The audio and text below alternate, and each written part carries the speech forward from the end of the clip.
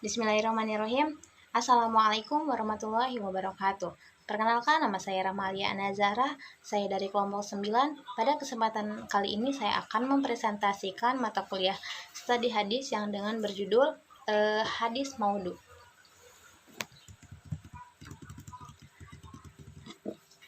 Pembahasan pengertian hadis maudhu. Hadis palsu atau hadis maudhu adalah perkataan dusta yang dibuat dan direkayasa oleh seorang kemudian dinisabkan kepada Rasulullah SAW. Hadis palsu adalah seburuk-buruknya hadis doib. Bahkan sebagian ulama menganggapnya jenis tersendiri di luar hadis doib. Seluruh ulama pun sepakat haram hukumnya meriwayatkan atau tersendiri di luar hadis doib. Seluruh ulama pun sepakat haram hukumnya meriwayatkan atau menyampaikan hadis maudhu kecuali dengan menjelaskan hakikatnya bahwa ia hadis palsu. Namun hadis ini sudah terlanjur beredar di masyarakat sehingga perlu adanya edukasi sehingga masyarakat tahu hukumnya. Dalam tinjauan istilah ilmu hadis, yang dimaksud dengan hadis maudhu adalah suatu kedustaan dan kepalsuan yang disandarkan kepada Rasulullah SAW yang tidak pernah dikatakan atau ditetapkan oleh Rasulullah SAW. B. Awal kemunculan hadis dan faktor-faktor kemunculan hadis maudhu. Periode sahabat merupakan periode yang sangat kecil kemungkinan terhadap pemalsuan hadis, sebab mereka merupakan orang-orang sangat taat kepada Nabi, bahkan memuliakan beliau. Hal ini dapat dibuktikan sebagaimana yang dituliskan oleh Al-Suyuti dalam kitabnya Miftah Al-Jannah fi Al-Ihtijaj bin Al-Sunnah. Beliau memaparkan apa yang dituturkan para sahabat dikatakan oleh Al-Baihaqi berasal dari Al-Bara. Tidaklah semua kami mendengar hadis Rasulullah SAW. Kami semua memiliki pekerjaan dan kesibukan, tapi tidak ada orang berbohong, maka yang hadir di hadapan Nabi akan menyampaikan dari Nabi pada yang tidak hadir. Qatadah menceritakan bahwa Anas menuturkan sebuah hadis, maka seorang bertanya, apakah engkau mendengar sendiri hadis itu dari Rasulullah SAW? Dijawabnya, ya, atau hadis itu dituturkan kepadaku oleh orang yang tidak dusta. Demi Tuhan, kami tidak pernah bohong, dan kami tidak tahu apa itu bohong. Dalam bukunya Al-Sunnah wa Makanatuha fi Al-Tashri Al-Islami, Mustafa Al-Sibai mengemukakan bahwa adapun pada masa kaum tabi'in tidak diragukan juga kebohongan di kalangan tuanya lebih sedikit daripada di kalangan mudanya, sebab di kalangan tua sikap dalam menghormati kedudukan Rasulullah SAW masih sangat tinggi. Jadi dorongan untuk memasukkan hadis sempit juga ketika itu masih ada para sahabat Nabi atau tokoh-tokoh tabi'in yang terkenal dengan pengetahuan keagamaan dan ketakwaan mereka. Kemudian Sibai juga mengatakan bahwa perselisihan politik yang muncul antara sesama orang-orang muslim di masa-masa akhir kekhalifahan Utsman dan di masa Ali adalah penyebab awal adanya pemalsuan hadis. Salah seorang guru besar ilmu Al-Quran dan hadis Universitas Al-Azhar Kairo, Muhammad bin Muhammad Abu Sabah, menjelaskan dalam bukunya Al-Israiliyah wa Al-Maudu'at fi Kutub Al-Tafsir bahwa pada masa kekhalifahan Utsman bin Affan ada seorang bernama Ibnu Sab'a. Si Yahudi tercela tersebut berkeliling ke penjuru negeri. Ibnu Sab'a mengumpulkan manusia lalu dia mengklaim bahwa Ali adalah penerima wasiat Nabi SAW dan merupakan orang yang berhak menduduki kursi kekhalifahan dibandingkan dengan Abu Bakar dan Umar bin Khattab. Ia menjadi sejarah awal kemunculan hadis palsu. Faktor-faktor kemunculan hadis palsu.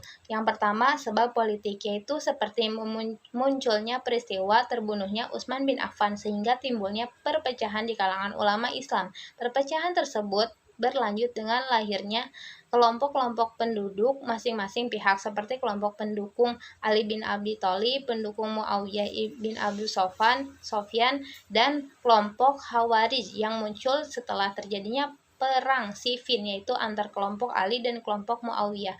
Terpecahnya yang berkaitan politik ini mendorong masing-masing kelompok berusaha untuk menenangkan kelompok dan menjatuhkan kelompok lawan.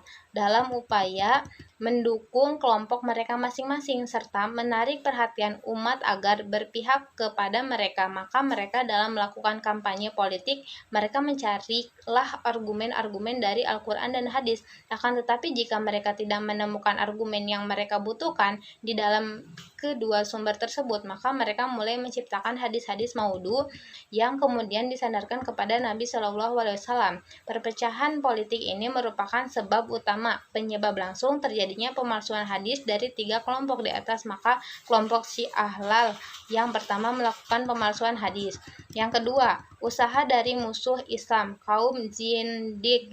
Kaum zindik adalah kelompok yang membenci Islam, baik sebagai agama maupun sebagai kedaulatan atau pemerintahan, menyadari akan ketidakmampuan mereka dalam berkonfrontasi dengan umat Islam melalui tindakan merusak agama dan menyesat umat dengan cara membuat hadis-hadis maudhu dalam bidang-bidang akidah, ibadah, hukum, dan sebagainya. Di antara mereka adalah Muhammad ibnu Sa'id al-Syami yang mati disalib karena terbukti sebagai zindik.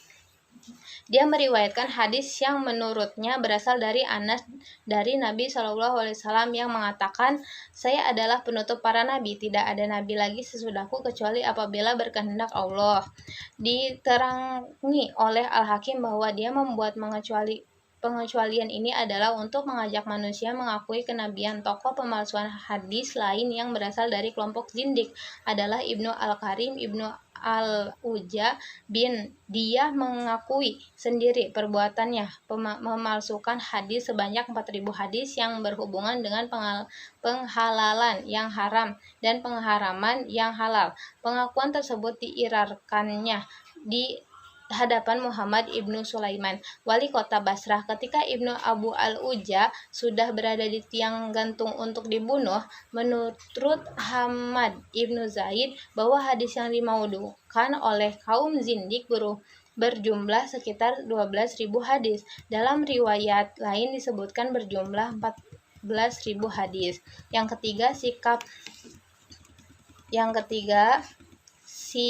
fanatik buta terhadap bangsa, suku, bahasa, negeri, dan pemimpin. Mereka fanatik terhadap bahasa Persia, membuat hadis yang mendukung keutamaan bahasa Persia, dan sebaliknya bagi mereka fanatik terhadap bahasa Arab akan membuat hadis yang menunjukkan keutamaan bahasa Arab mengutuk bahasa Persia. Di antara adalah contohnya, para pendukung bahasa Persia menciptakan hadis yang menyatakan pemulihan bahasa Persia. Di antara adalah sebagai berikut.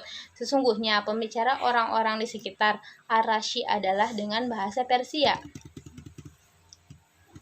Sementara dari pihak lawan juga muncul hadis maudhu yang sifatnya menentang dan menjatuhkan kelompok tadi, di antaranya sebagai berikut. Perkataan yang paling dibenci oleh Allah adalah bahasa Persia. Demikian juga kefanatikan terhadap seorang imam akan mendorong mereka untuk memasukkan hadis yang menyanjungkan imam tersebut menjelekkan imam yang lain, seperti adalah di kalangan umatku seorang laki-laki yang bernama Muhammad ibnu Idris, dia lebih merusak terhadap umatku daripada iblis. Dan ada lagi dari kalangan umatku seorang laki-laki bernama Abu Hanifah, dia adalah pelita bagi umatku. Kemudian yang keempat, pembuat cerita atau kisah. Para pembuat cerita dan ahli kisah melakukan pemalsuan hadis dalam rangka menarik simpati orang banyak atau agar para pendengar kisahnya kagum terhadap kisah yang mereka sampaikan, ataupun juga rangka untuk mendapatkan imbalan rezeki. Umumnya hadis-hadis yang mereka ciptakan cenderung bersifat berlebihan atau tidak masuk akal. Di antara contohnya adalah mengenai balasan yang akan diterima seseorang yang mengucapkan kalimat la ilaha illallah, sebagaimana dinyatakan, siapa yang mengucapkan la ilaha illallah, Allah akan menciptakan seekor burung yang mempunyai 70.000 lidah, dan masing-masing lidah menguasai 70.000 bahasa yang akan meminta ampun baginya. Yang kelima, perbedaan pendapat Yang kelima, perbedaan pendapat dalam masalah fikih atau ilmu kalam. Perbuatan ini umumnya muncul dari para pengikut suatu mazhab, baik dalam bidang fikih atau ilmu kalam. Mereka menciptakan hadis-hadis maudhu dalam rangka mendukung atau menguatkan pendapat hasil ijtihad dan pendirian.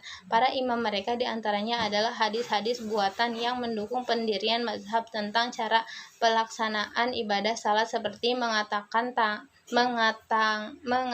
tangan ketika ruku, menyaringkan bacaan bismillah ketika membaca Al-Fatihah dalam bidang fikih, atau mengenai sifat makhluk bagi Al-Quran dalam bidang ilmu kalam, dan lain-lain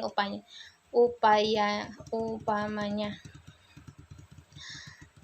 Berkumur-kumur dan menghirup air ke hidung masing-masing 3 kali adalah wajib orang yang berjunub. Jibril tak mengimaniku ketika sholat di Ka'bah, maka dia menjiharkan membaca dengan keras Bismillahirrahmanirrahim. Siapa yang mengatakan Al-Quran adalah makhluk, maka dia telah menjadi kafir.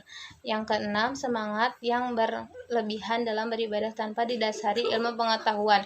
Di kalangan orang-orang juhud atau para ahli ibadah, ada yang beranggapan bahwa membuat hadis-hadis yang bersifat mendorong agar giat beribadah, targhib, atau bersifat mengancam agar tidak melakukan tindakan yang tidak benar, tarhib, dalam rangka bertakarub kepada Allah diperbolehkan. Mereka ini apabila diperingatkan akan ancaman Rasulullah SAW bahwa tindakan berdusta atas nama Rasul akan menyebabkan pelakunya masuk neraka, maka mereka akan menjawab bahwa mereka berdosa bukan untuk keburukan melainkan untuk kebaikan.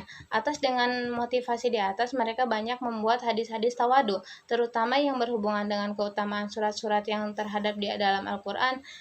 Terdapat di dalam Al-Quran Abu Ismah Nuh Ibnu Abi Maryam, salah seorang pemalsu hadis dari kelompok ini, mengaku bahwa dia telah memalsukan hadis dengan alasan untuk menarik minat umat kembali kepada Al-Quran.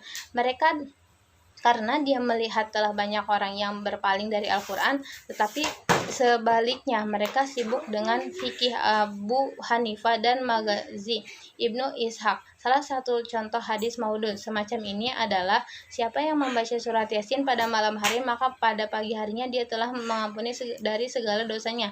Dan siapa yang membaca surat Ad-Dukhan pada malam hari, maka subuhnya dia telah diampuni dari dosa-dosanya. Kemudian contoh dari hadis diriwayatkan oleh Imam At-Tirmizi, ia berkata, hadis gharib sanadnya tidak bersambung, hadis dhaif. Imam Ibnu Al-Jauzi memuat hadis ini dalam kitab Al-Maudu'at, kumpulan hadis maudhu. Abu Daud dan lainnya berkata, dalam sanadnya adalah Muhammad bin Al-Hasan bin Abi Yazid, ia seorang pendusta.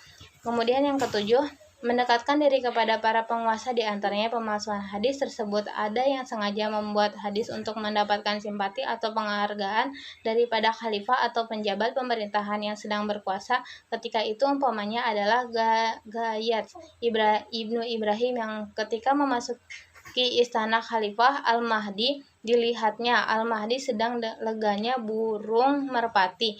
Maka Gayat berkata, Nabi bersabda, tidak ada perlombaan kecuali dalam memanah, balapan unta, pacuan kuda. Maka Gayat menambahkan, atau burung merpati.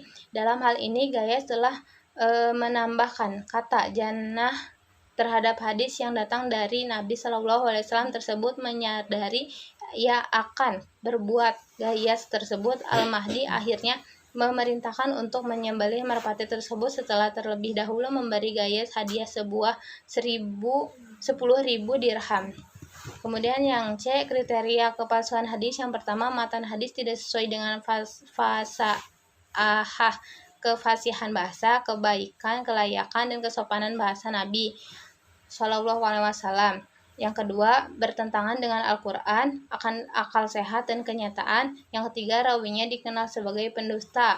Yang keempat, pengakuan sendiri dari pembuat hadis palsu tersebut. Yang kelima, ada petunjuk bahwa di antara perawinya ada pendusta. Yang keenam, rawi menyangkal bahwa dia pernah memberikan riwayat kepada orang yang membuat hadis palsu tersebut. Kemudian yang bab 3 kesimpulan. Kesimpulan hadis palsu atau hadis maudhu adalah perkataan dusta yang dibuat dari rekayasa oleh seseorang kemudian dinisabkan kepada Rasulullah Shallallahu alaihi wasallam. Hadis palsu adalah seburuk-buruknya hadis dhaif. Bahkan sebagian ulama menganggapnya jenis tersendiri di luar hadis dhaif. Seluruh ulama pun sepakat haram hukumnya meriwayatkan atau menyampaikan hadis maudhu kecuali dengan menjelaskan hakikatnya bahwa ia hadis palsu. Namun hadis ini sudah terlanjur beredar di masyarakat sehingga perlu adanya edukasi sehingga masyarakat tahu hukumnya. Mungkin cukup sekian yang bisa saya sampaikan. Syukran. Wassalamualaikum warahmatullahi wabarakatuh.